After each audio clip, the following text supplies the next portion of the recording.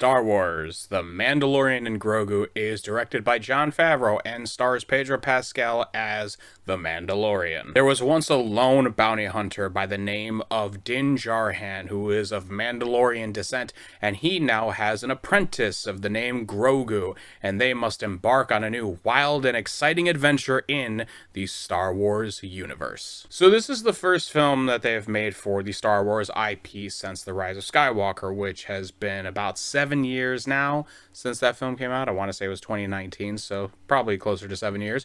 And it is a little strange that the first movie that they are making post the Skywalker saga and all that stuff is from a TV show. And mind you, the first 2 seasons of Mandalorian are actually very, very good. It's some of the best Star Wars property that they had in a minute, honestly.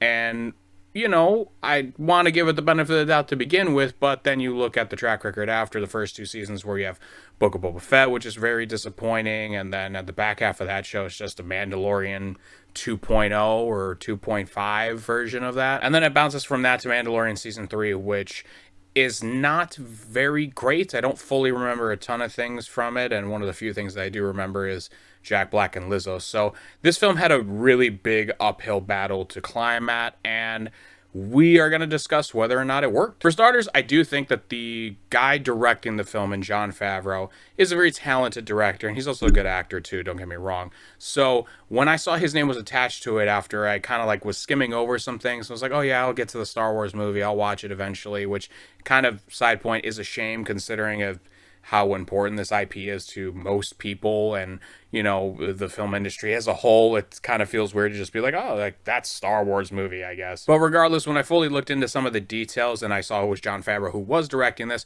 my ears perked up a little bit because Jon Favreau is not a bad director. And I think that he can play comedy really well, and some of his action pieces can be really good. Hell, he directed Iron Man. So, you know, that's enough for me to at least look at this project and go, yeah, this could be fun at the least. And that's what I want to get started with the review as well, is the film is fun in spurts, right?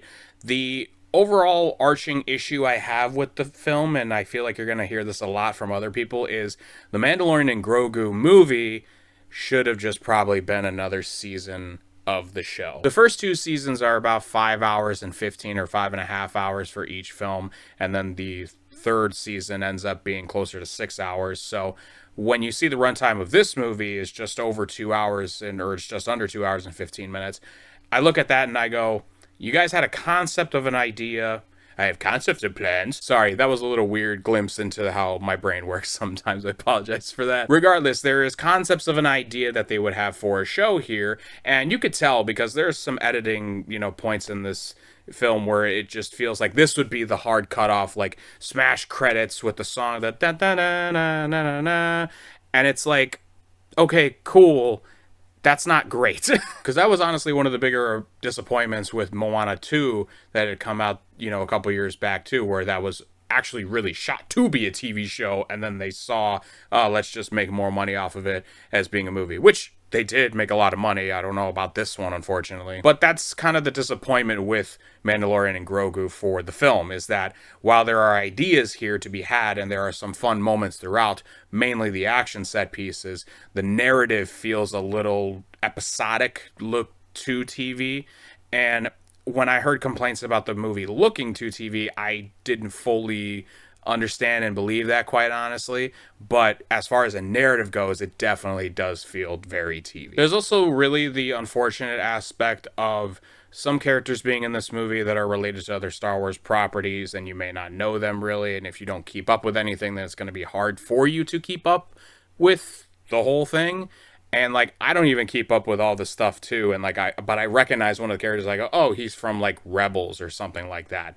But I have no conception of anything outside of the fact that he's in a different fucking, you know, show. And honestly, it's a little hard to segue from the narrative aspect with the characters and everybody in the film, because it's like, you know, there's the Mandalorian, and like you don't see Pedro's face for the majority of the movie. You only get a couple minutes of him without the mask on, and everybody else is puppetry or like creatures and stuff like that. So the acting on display is not prevalent for the most part. But I would say that I didn't like was disappointed by most characters in this. Honestly, the one that was most disappointing out of anybody was Jeremy Allen White. Jeremy Allen White ends up playing one of the Hutts in this movie, and he's one of those gladiator looking ones. And like from the trailer, it looks kind of interesting, but man, the voice and the acting from that department, just a little bit of a letdown there for you, sir. But he has some cool fights and everything, so I guess that's enough to make up for it, I guess. But Pedro Pascal being the Mandalorian again, what's unfortunate for Pedro in this movie is that a lot of the charm of The Mandalorian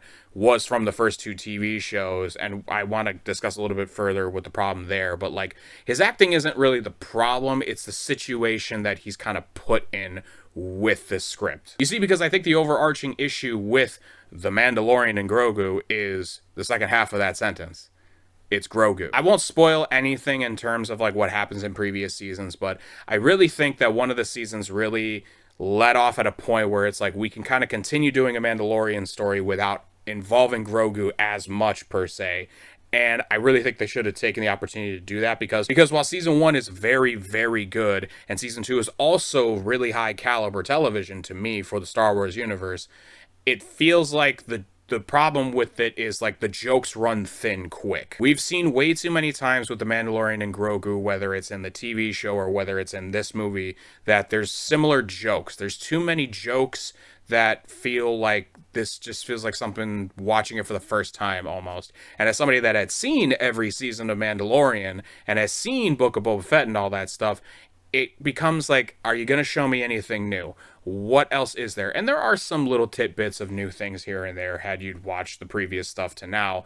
But my issue with this is it's catering a little too much to the casual fans from Star Wars to be like, oh, look at this cute little guy that looks like a baby Yoda. When in reality, it's like you can make better and more creative endeavors with not just any character, obviously, in the entire universe, but these characters specifically as well. And I think that's where this movie falls short. But I'd be lying to say if I didn't have at least a little bit of a fun time here. As I stated earlier, the action set pieces are pretty fun to watch. Some that stand out to me is the beginning of the film where the Mandalorian is kind of fighting off a bunch of stormtroopers in AT-ATs and different areas. That's kind of in a snowy sort of setting. Obviously, the gladiator fight that happens at one point with the Hutt, and then there's also another fight later on in the film with a different antagonist that we had previously or had been kind of rummaging around a little bit. There was some fun fights there too. And I won't say that the production was like poor at all. I think Star Wars, quite honestly, has a really good track record of keeping everything looking really good. I don't know many scenes in this movie, and I just got home like not too long ago watching this where I was just like, oh, that looks bad. Oh, that looks really bad. I feel like Star Wars is one of the few IPs that kind of like everything that they do for the most part, as far as production, not including portions of the sequels, but definitely post probably Revenge of the Sith. Even Revenge of the Sith has some good stuff. They kind of know what they're doing in terms of like costume designs and like settings and stuff like that. Production value is shown really well with the Star Wars universe, regardless of most of the IP. But in the end, the Mandalorian and Grogu movie does not really uphold its own weight. It is unfortunately crushed by the fact that this is the first Star Wars movie to come out in quite some time, not involving most things that people would be wanting to see out of a Star Wars film, or at least for a casual audience. So this film is going to have a tough time at the box office, unfortunately. But if you are a fan of Star Wars and you're a fan of Mandalorian, you're a fan of Grogu, you're a fan of anything Star Wars related, I'd say give it a shot. It's a fun time nonetheless, but I wouldn't say you're going to be coming out of this with like Star Wars is back, folks, because quite honestly, they're going to need to do a lot of work and a lot of, makeup to kind of restore the feeling back to Star Wars. I should have mentioned this off at the top too. We don't make judgments here.